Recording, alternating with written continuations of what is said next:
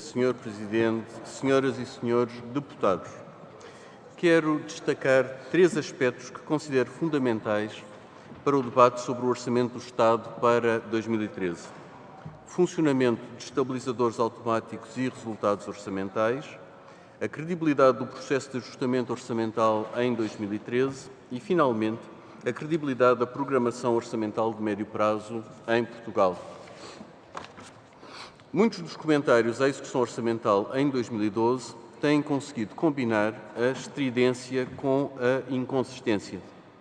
Por um lado, é dito que o Governo falhou a execução orçamental em 2012, que a receita fiscal e as contribuições para a segurança social diminuíram e que as despesas sociais aumentaram.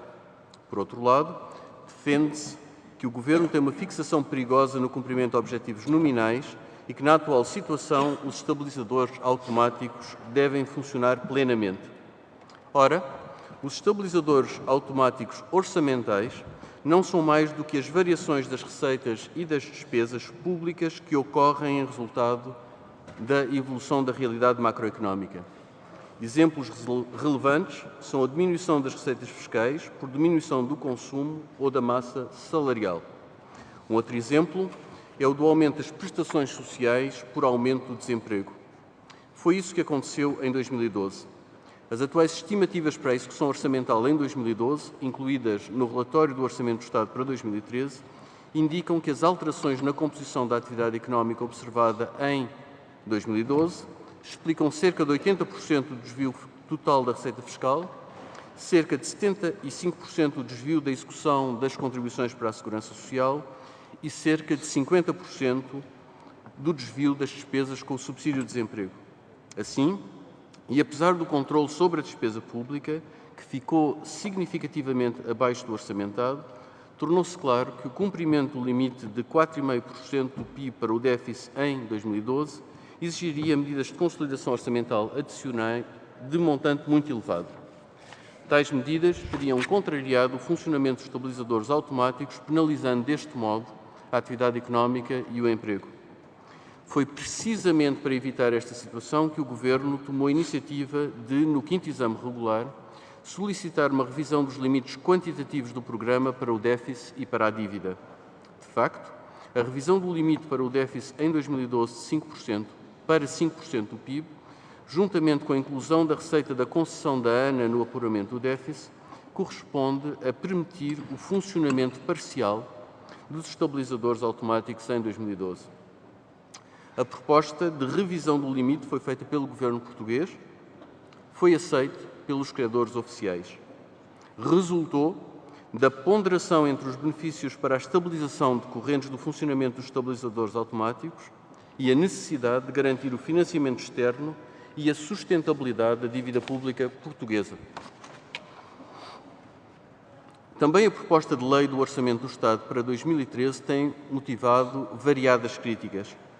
Questiona-se, por exemplo, o realismo do cenário macroeconómico. Duvida-se da execuibilidade das medidas propostas, diz-se ter ultrapassado o limite do que é razoável. A crítica é ruidosa. As alternativas dependem, no entanto, de mecanismos fantasiosos ou da benevolência imaginada de terceiros. O orçamento proposto é exigente, mas apenas assim poderemos continuar a corrigir os desequilíbrios acumulados nas últimas décadas e abrir caminho para um período de estabilidade. É decisivo assegurar a sustentabilidade da dívida pública. Os últimos anos conduziram-nos do excesso de endividamento a uma crise de financiamento externo. No último ano, fizemos progressos muito significativos na eliminação do desequilíbrio externo. De acordo com o Boletim Económico do Banco de Portugal, o saldo da balança corrente e de capital atingirá 4% do PIB em 2013, refletindo um ajustamento de mais de 10 pontos percentuais do PIB em poucos anos. Passaríamos, assim, para uma situação de significativa capacidade de financiamento externo. Não obstante, o orçamento para 2013 é também um orçamento prudente. O desenho das medidas propostas a previsão das receitas fiscais e a construção do cenário macroeconómico têm em conta o padrão de ajustamento da economia portuguesa verificado em 2011 e 2012. Houve o cuidado de garantir uma distribuição equitativa no esforço de ajustamento e de proteger as famílias com mais baixos rendimentos. De resto, o orçamento determina, sem margem para quaisquer dúvidas, uma maior equidade na repartição dos encargos públicos, tanto entre o setor público e privado, como entre rendimentos do trabalho e rendimentos do capital.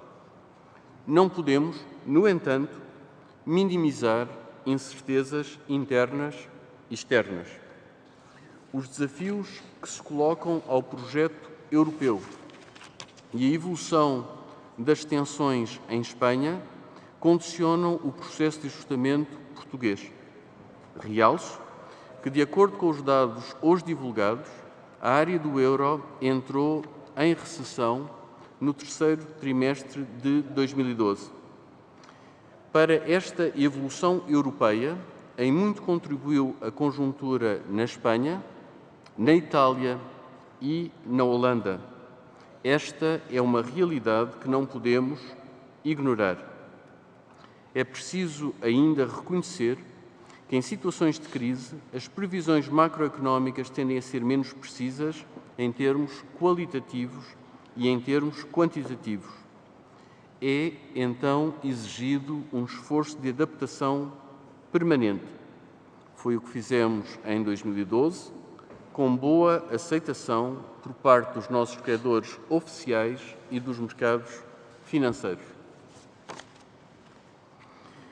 Além das incertezas externas, as fragilidades estruturais de Portugal não podem ser ignoradas. Importa aqui destacar a história de indisciplina orçamental em Portugal, desde, pelo menos, o início da participação do país na área do euro.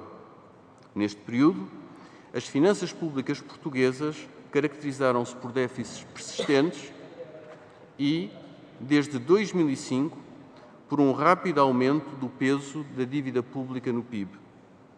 Este problema manifestou-se, por um lado, em previsões irrealistas e genericamente otimistas, tanto a nível do produto como do déficit orçamental. Por outro lado, em mecanismos insuficientes para garantir o cumprimento dos objetivos definidos. No primeiro relatório sobre o Programa de Ajustamento, publicado em junho de 2011, o Fundo Monetário Internacional analisou o historial das previsões realizadas entre 2000 e 2008. A conclusão foi que, no contexto europeu, Portugal apresentava um dos piores desempenhos de previsão. Não só os desvios observados eram dos mais elevados, como tendiam a aumentar em larga escala à medida que afastamos o horizonte de projeção. Em 2009, este fenómeno atingiu proporções invulgares. O déficit orçamental inicialmente anunciado era de 2,2% do PIB. No entanto, o resultado final foi superior a 10% do PIB, ou seja, 8 pontos percentuais acima do inicialmente previsto. Um desvio desta ordem de grandeza não pode ser esquecido, não pode ser repetido, tem de servir de lição. A indisciplina orçamental é também patente nos sucessivos programas de consolidação orçamental de médio prazo apresentados desde 1999. Em geral, previa-se uma posição orçamental próxima do equilíbrio no final de cada programa. No entanto, o desempenho orçamental verificado não aparentou qualquer relação com os objetivos expressos pelos sucessivos governos. O objetivo de equilíbrio orçamental foi sucessivamente adiado sem nunca ter sido cumprido. Aliás, com os dados atuais, Portugal nunca cumpriu o déficit orçamental máximo de 3% do PIB estipulado nos compromissos europeus. Em média, entre 1999 e 2011, o nosso déficit orçamental foi de 5% do PIB. Vivemos, assim, uma década de ilusão. Portugal persistiu em regras, procedimentos e práticas na área orçamental que foram desenvolvidos durante décadas de instabilidade monetária e controle sobre os movimentos de capitais. Estes comportamentos e procedimentos e práticas revelaram-se totalmente inadequados na área do euro. A participação de Portugal na União Económica e Monetária permitiu aceder a financiamento em condições muito mais favoráveis. No entanto, não realizamos a reforma institucional que este novo regime exigia. A nova arquitetura europeia coloca-nos desafios acrescidos. Recordo que, ao abrigo do Tratado de Estabilidade, Coordenação e Governação, Portugal terá de atingir um déficit estrutural de, no máximo, 0,5% do PIB no médio prazo. Este é um objetivo muito exigente e que foi subscrito pelos três maiores partidos portugueses, o PSD, o PS e o CDS. Ao longo de 2012, tomamos medidas muito importantes em matéria de reforma das instituições orçamentais. É o caso da criação do Conselho de Finanças Públicas e da aprovação de um quadro plurianual de programação orçamental. Até ao final do ano, serão revistas as leis de finanças regionais e locais e a lei de enquadramento orçamental. Para 2013, destaca a reforma do Ministério das Finanças. No final de 2014, Portugal concluirá o ajustamento orçamental previsto no programa. Em apenas 4 anos, serão executadas medidas de consolidação orçamental no valor de cerca de 25 mil milhões de euros, ou seja, aproximadamente 15% do PIB. Este é um esforço sem precedente na nossa história recente. Se formos bem-sucedidos, este será um resultado demasiado importante para ser perdido. Só a criação de bases institucionais robustas permitirá garantir a manutenção durável do equilíbrio. A reforma do processo orçamental é assim determinante para o desempenho das contas públicas e, consequentemente, para restaurar a credibilidade das finanças públicas portuguesas. Esta alteração institucional tem, aliás, sido recomendada por instituições internacionais, como a Comissão Europeia e o Fundo Monetário Internacional, assim como por organizações nacionais, como o Conselho de Finanças Públicas e por diversos académicos. Como demonstrado em vários países europeus, finanças públicas credíveis são uma base para o crescimento sustentado. Num primeiro horizonte, tal passa por definir objetivos realistas e cumpri-los. Este é o esforço que temos vindo a desenvolver. Num segundo horizonte, passa por instituir um processo orçamental que garanta o crédito público e promova a estabilidade macroeconómica necessária para o crescimento sustentado e a criação de emprego. Muito obrigado, Sr. Presidente.